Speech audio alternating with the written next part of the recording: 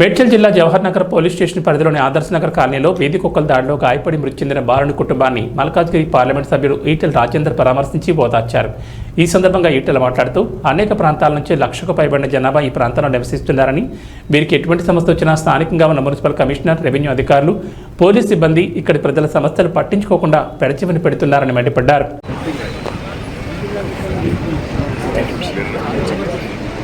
ఈ గ్రౌండ్ చేస్తేనే ఈ అన్నిటికీ బాగుంటుంది అన్న. పక్కనే ఫైరింగ్ రేంజ్, మున్సిపల్ గ్రౌండ్ చేస్తే ఉంటుంది. ఇదే ల్యాండ్ పక్కనే ఫైరింగ్ రేంజ్ పక్కనే మరి పక్కనే కదా, పక్కనే మధ్యలో ఫైరింగ్ రేంజ్. ఇదంతా గ్రౌండ్కు ఇది చేస్తే ఇదంతా ఇది ఉంటుందా, అంతా గవర్నమెంట్ ల్యాండ్. ఇదంతా తెల్ల వర్గాలు పేపర్ తయారైతే అమ్మేస్తారు, తెల్ల వర్గాల పేపర్ తయారైతే గవర్నమెంట్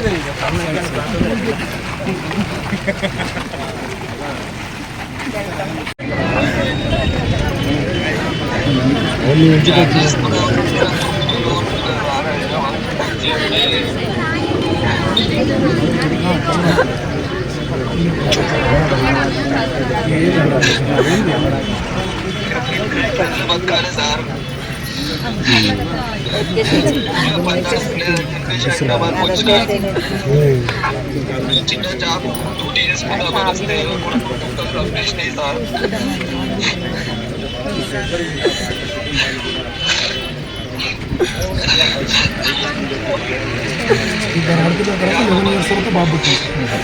చాలా పూజలు చేసి అబ్బాయి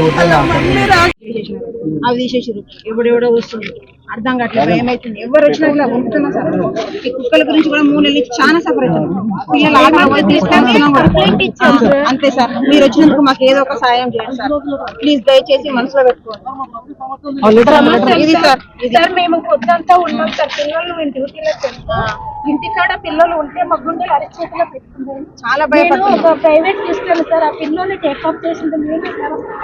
ఆ 2 డేస్ చాలా బాధాకరంగా అసలు మనం తీసుకొచ్చిన సిచ్యువేషన్ ఇద్దరు తెచ్చారు సార్. వాళ్ళు అసలు ఎవరు అని అంటే డ్యూటీ సిస్టమ్ లేనప్పుడు అయితే వాళ్ళు ఎవరో తెలియదమ్మా తీసుకొచ్చినట్టు. అసలు ఆ భయంకరమైన స్థితి సార్. ఆ టైంలో తల్లిదండ్రులు అసలు వాళ్ళు కూడా స్ట్రోక్ వచ్చి పడిపోయే స్థితిలో ఉండే.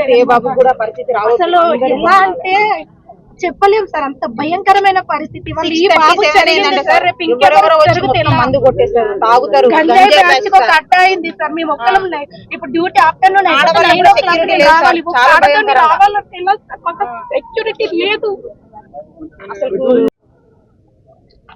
బాలాజీ నగర్, జవహర్ నగర్ 40-50 ఏళ్ల క్రితం తెలంగాణ వ్యాప్తంగా గ్రామాలలో చేయడానికి పనులు లేకపోతే కన్నగడ్డను వదిలిపెట్టి కనిపెంచిన అమ్మా నాన్నను వదిలిపెట్టి పిల్లల్ని వేసుకొని వచ్చి గుడిసెలు వేసుకొని జీవించే వాళ్ళే బాలాజీ నగర్ ప్రజలు. హైదరాబాదులో ఎవరి ఇళ్లల్లో బట్టలు ఉతకాలన్నా, ఎవరి ఇళ్లల్లో అంట్లు తోమాలన్నా, ఏ కంపెనీలలో పనిచేయాలంటే కూడా బాలాజీ నగరే అడ్డా. ఎవరికి ఎప్పుడు లేబర్ అవసరం పడ్డా ఒక లేబర్ అడ్డాగా, రెక్కల కష్టాన్ని నమ్ముకున్నటువంటి గడ్డగా బాలాజీ నగర్ పేరు పొందింది. ఆ తదుపరి అనేక రాష్ట్రాల నుంచి కూడా ఇక్కడ చాలామంది వచ్చి సెటిల్ అయినరు. ఇవాళ 1,00,000 పైబడి జనాభా ఉన్నప్పటికీ కూడా ఇక్కడ ఉన్నటువంటి అధికారులకి ఈ పేదల పట్ల, వాళ్ళ జీవితాల పట్ల ఒక నిర్లక్ష్య వైఖరి. మున్సిపల్ కమిషనర్ కావచ్చు, ఇక్కడ ఉన్న రెవెన్యూ ఉద్యోగులు కావచ్చు, చివరికి పోలీసు వాళ్ళు కూడా కావచ్చు, వీళ్ళను అడిగితే అసలు ఎవ్వరు సమాధానం ఇవ్వరు. ఎవ్వరు దగ్గరికి పోయి బాధలు చెప్పుకున్నా సమాధానం ఇవ్వరు. ఇక్కడ ఎట్లయిపోయింది, ఇక్కడ పిచ్చి కుక్కలకు స్వైర విహార అడ్డాగా మారింది, గంజాయి తాగటలకు అడ్డాగా మారింది. ఇవాళ మనం చర్చించుకొని అనేక రకాల అసాంఘిక కార్యకలాపాలకు అడ్డగా మారింది బాలాజీ నగర్, జవహర్ నగర్.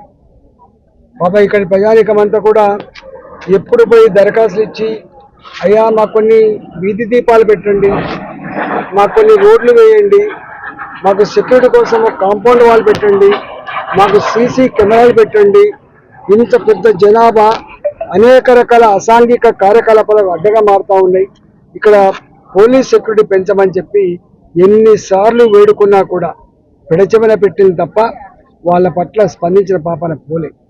నిన్న మిరుదొడ్డి ప్రాంతం నుంచి పొట్ట చేత పట్టుకొని పిల్లల్ని వేసుకొని ఇక్కడ జీవనానికి వచ్చారు. వాళ్ళ బామ్మ ఇంట్లో వండుకుంటూ, వాళ్ళ అమ్మేమో ఇంట్లో పని చేస్తుంది, వాళ్ళ నాన్నేమో బయట నౌకరు చూసుకున్నాడు. బయటికి వెళ్ళినటువంటి 2 సంవత్సరాల అబ్బాయిని 10-15 కుక్కలు ఇక్కడ పీక్క తిన్న తీరు సభ్య సమాజమే అసహించుకునేదిగా ఉంది. ఇవాళ సాటి మనిషి కన్నీళ్లు పెట్టకుండా ఉండలేని పరిస్థితి వచ్చింది. ఇంత జరిగినా కూడా ఇవాళ ముఖ్యమంత్రి గారు ఎవరిని మందలిచ్చినట్టుగా ఏదో పేపర్ రాయించుకోవడం తప్ప ఆయన గారు కూడా ఇక్కడ 5 సంవత్సరాల కాలం పాటు ఎంపీగా ఉన్నారు. మరి బాలాజీ నగర్ ఏంటో, బాలాజీ నగర్ ప్రజల బతుకులేంటో కూడా తెలుసు వాళ్ళకి.